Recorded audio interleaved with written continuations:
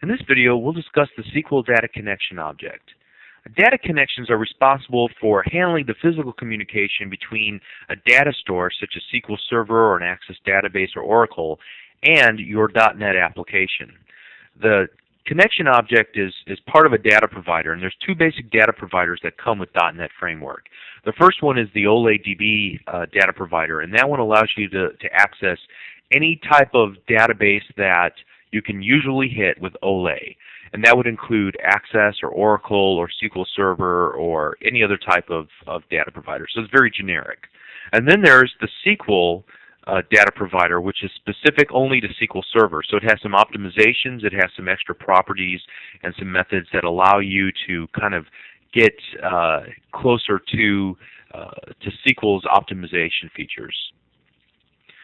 And so there are only two data providers right now, but over time more data providers will probably be created by various vendors. For example, Oracle may or may not create a data provider for .NET in the future, or some third party might do it, and so that you can take advantage of some of Oracle's optimizations from within .NET.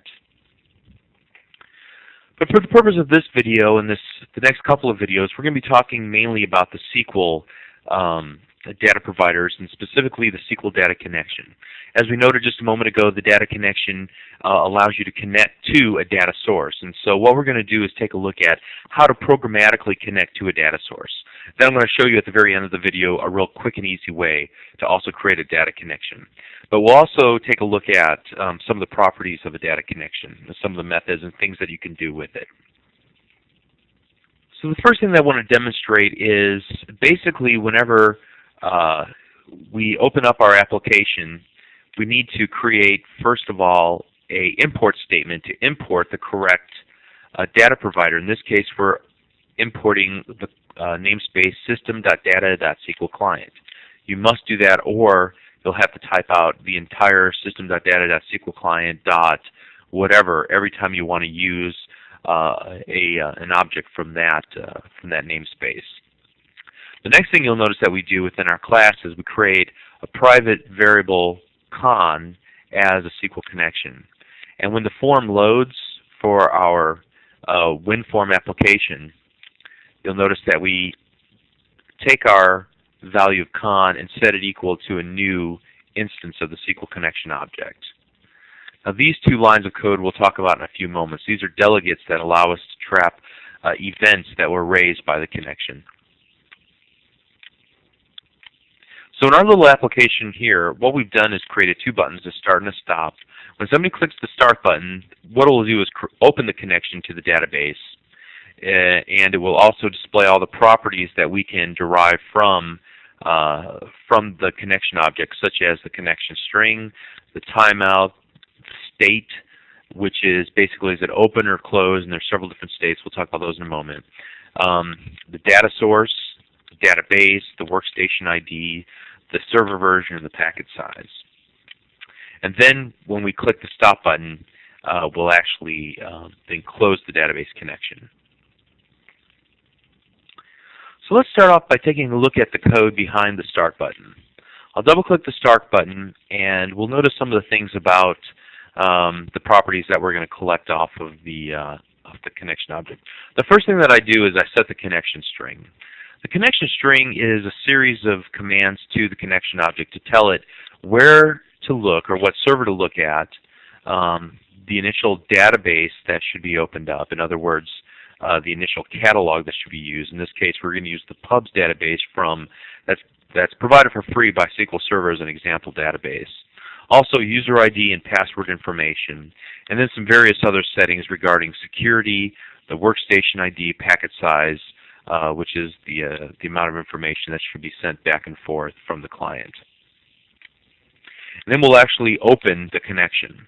Once we open the connection, we'll have available many read-only properties, such as the connection string. We can read that back out, the connection timeout, the current state of the connection rather, the data source, the workstation ID, the server version, the database, and the packet size. You'll notice that many of these properties were set in our connection string to begin with.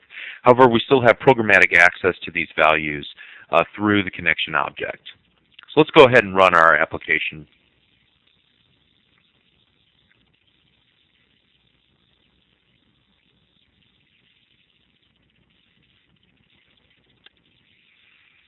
So what we're going to do is click our Start button, and when we do, after just a moment, you'll notice that our form is populated, our labels are populated with all the values that we input.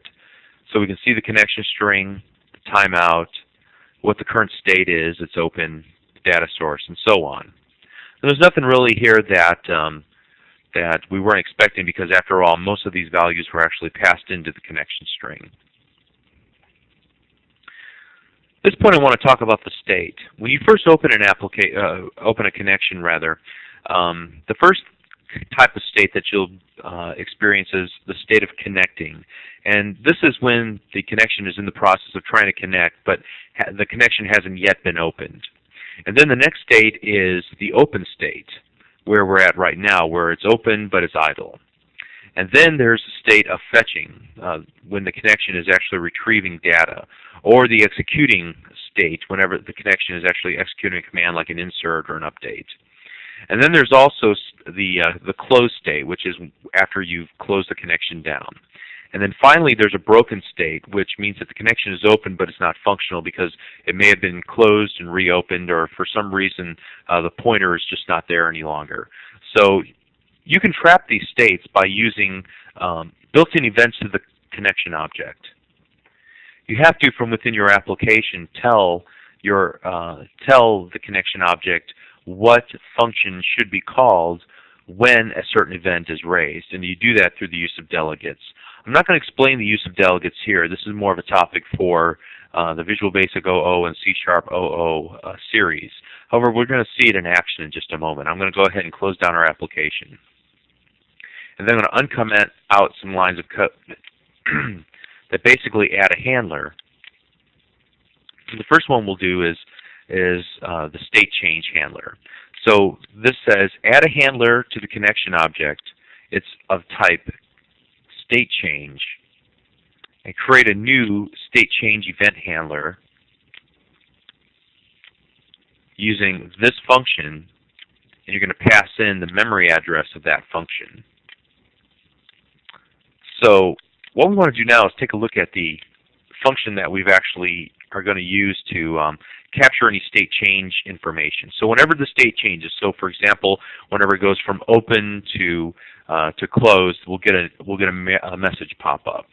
So we'll take a look at our con state change. In order to make this event trappable, we have to basically accept two parameters: a sender object as object, and then an args as a state change event args.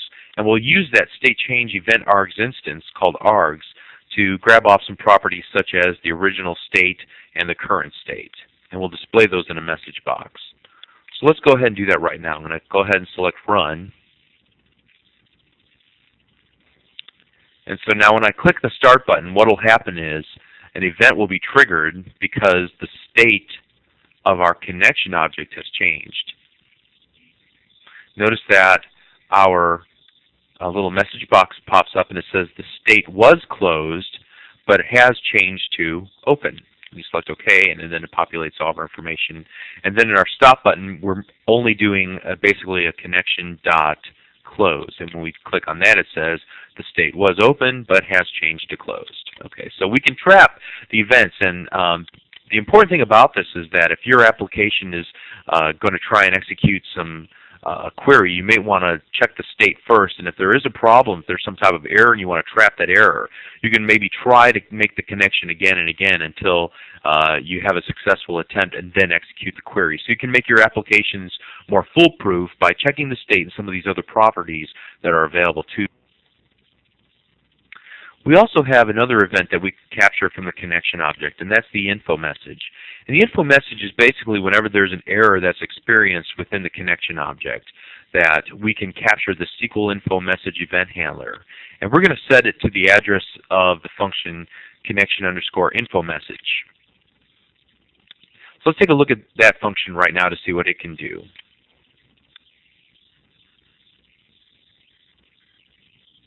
So here's our connection info message event handler. And notice again that in order for it to be a valid event handler for the info message event, we have to have a sender as object parameter and also an args as SQL info message event args. We'll use that instance of that, the SQL info message event args, in order to extract some information. For example, we're going to find out what the source of the problem was, and we'll even pop up an error message that can say something to the effect of the following messages were sent from the data provider, and you can get the args message and the args source. It also returns back an errors collection. So if you're familiar with the old ADO connection object, there was an errors collection. Well, it doesn't quite work the same way that it did in ADO. In ADO.NET, you have to capture the info message event, and then you can iterate through all the errors and display information, log those errors, or whatever the case might be. But this code actually accomplishes that, where we actually go through the args.errors.count and loop through them and continue to create a series of messages that are displayed in a message box. We could just as easily have written these out to a log file. But we get information such as the error's number, the error's source, the error state, the error server, the error procedure, the error message, and the error line number. And these are all values that are returned to us, in this case, from SQL Server, so that we can either log or maybe make some programmatic decisions based on what these problems were, maybe make the correction and then attempt to run that query or that command again. And then we simply just display these in a message box. Now, the only way that this would work is if we actually had some errors, and I wasn't able to reproduce any errors. But later on in the series, we're going to talk more specifically about errors and try to break our applications and then catch them and display the errors from this errors collection. So to recap, I just want to go over some very important things. First of all, whenever you want to create a connection object, you have to, first of all, or you should rather, import the system.data.sql client namespace. The next thing that you should do is create a variable that's of type SQL connection. And then at some point in your application, in my case, the page load, what you'll do is, if I can find it here real quick. There we go. You'll create a new instance of that SQL connection object and set that instance equal to our con variable. Now what we also did here was we added some handlers for events to capture off any error information or messages that come back from SQL Server, and then also be able to capture any state changes of the connection object and be able to post messages or change the state of the application whenever it changes or respond to it. And then finally, what you'll need to do in order to create a connection is to set the connection string and then also select the connection.open. And then you're able to retrieve off various pieces of information as we did. Now, what we did was create a programmatic connection to the SQL Server using the data connection object and typing everything out. There's another simple way to do this, actually, and that is to merely, and I'll just demonstrate this